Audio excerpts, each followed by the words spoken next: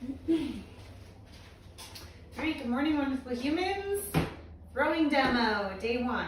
So, for those of you advanced students who have never thrown before, this is just going to be a really quick kind of play-by-play on how to get started, so that when you come to class and throw, you are ready to go.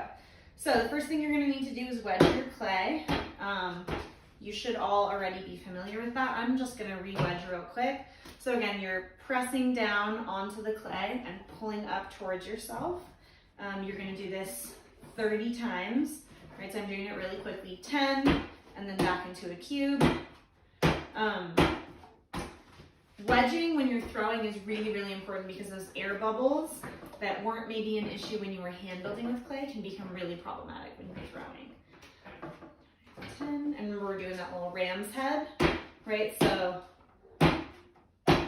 think about, so wedge it 10 times, tap it back into a cube. I've done that now twice.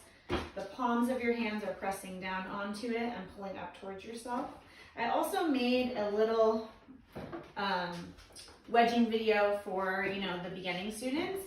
So I might suggest that you maybe rewatch that just if it's been a while since you've done clay or anything like that. Okay, so wedge that guy, tap it back into a cube.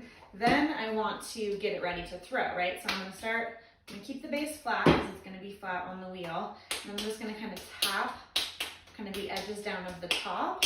I'm kind of creating like a little mound. I like to kind of roll the sides of it, tap those flat edges to be round, maybe even kind of like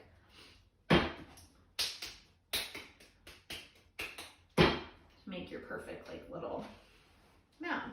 I always recommend making 2 right off the bat so that say you're in the middle of throwing and the whole piece flies off or you destroy it, you don't have to like get up, come over to your table, wedge, and get out of the rhythm. So it's always good to just have like, let's say 2 pieces ready to go.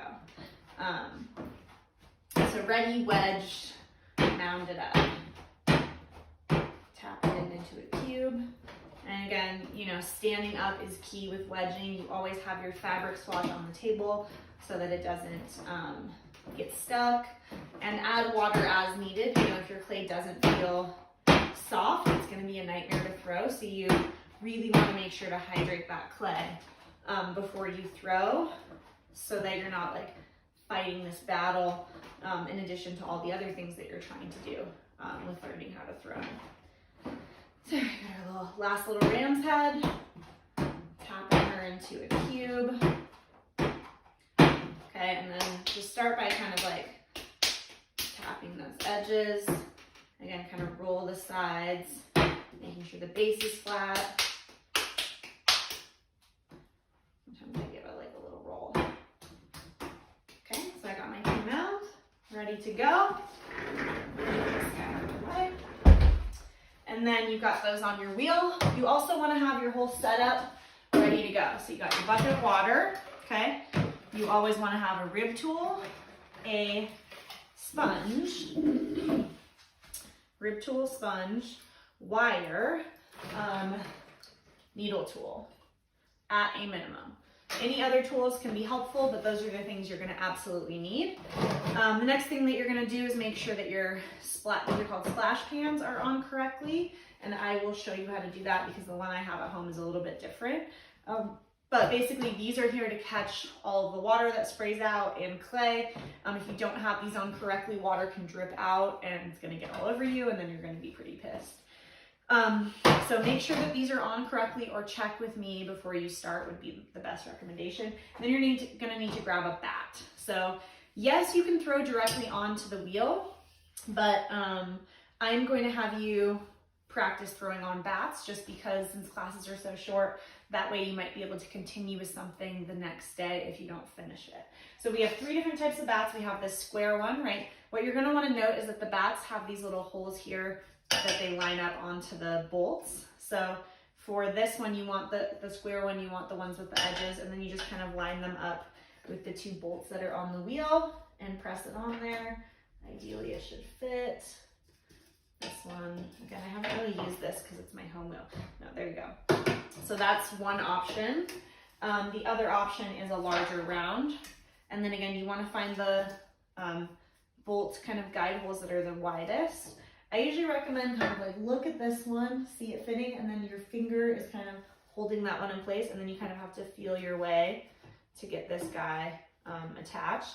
This is probably one of those things that people struggle with the most, and if you don't have this on correctly, it will just go flying immediately. So again, please check with me, or just double check that it's really on there, okay? And then there's also available some wooden bats, and these ones are the most user-friendly because you can just kind of plonk it on there. The only issue is that sometimes these get warped if people don't clean them right away or if they get wet, so you want to check with that. I'm just going to use, so this is mine that I have from home that I'm going to use because I got to bring those other ones back to school for y'all to use. Okay, so I have my bat on. Then the next thing that I want to do is turn the wheel on, so there should be a switch on the right hand side. There's also a toggle there. The toggle should always be all the way down if you're right-handed. It should be all the way up if you're left-handed.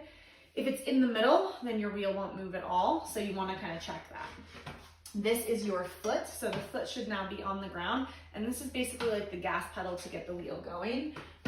So your hands are away from the wheel, and just go ahead and kind of turn it on to see that it's moving. This is also a great way to make sure that the bat is on correctly.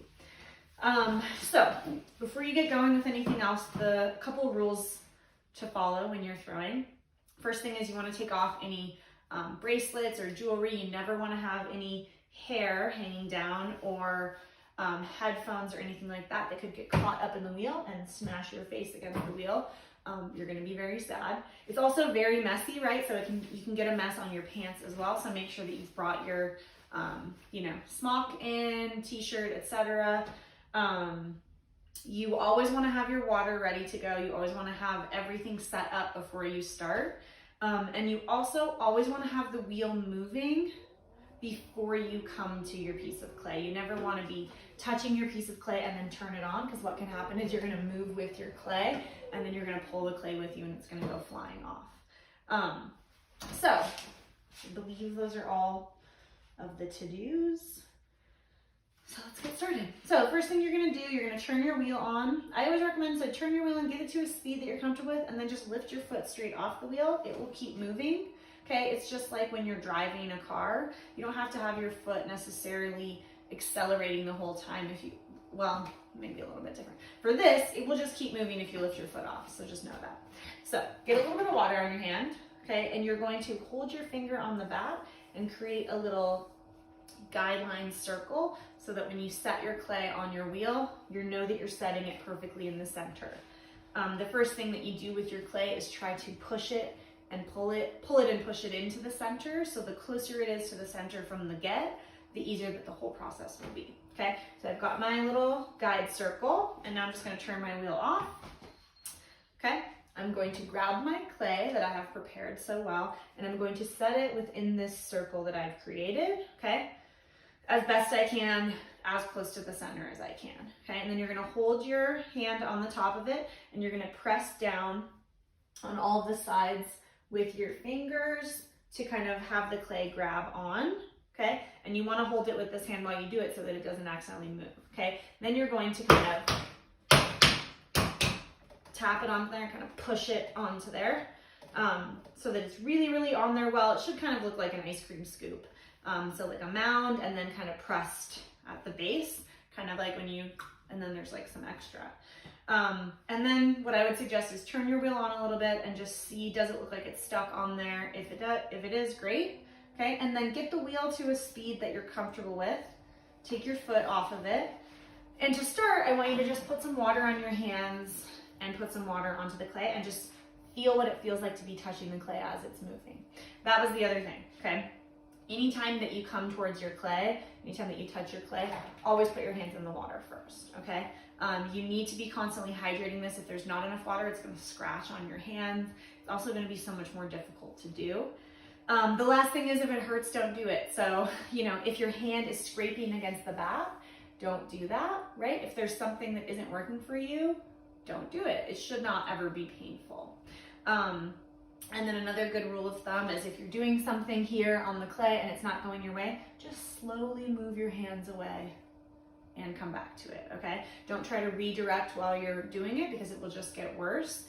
The wheel is throwing the clay around and around and around, right? So anything that you do to it should be very slow and measured because you're already working against all this velocity, if that makes sense. Okay, so I've just got water on my hands and I'm just feeling it out. Does the speed feel okay for me? Yes or no? For me, it's okay, so I'm gonna keep going. If it wasn't, I would, turn it off and then maybe try it again.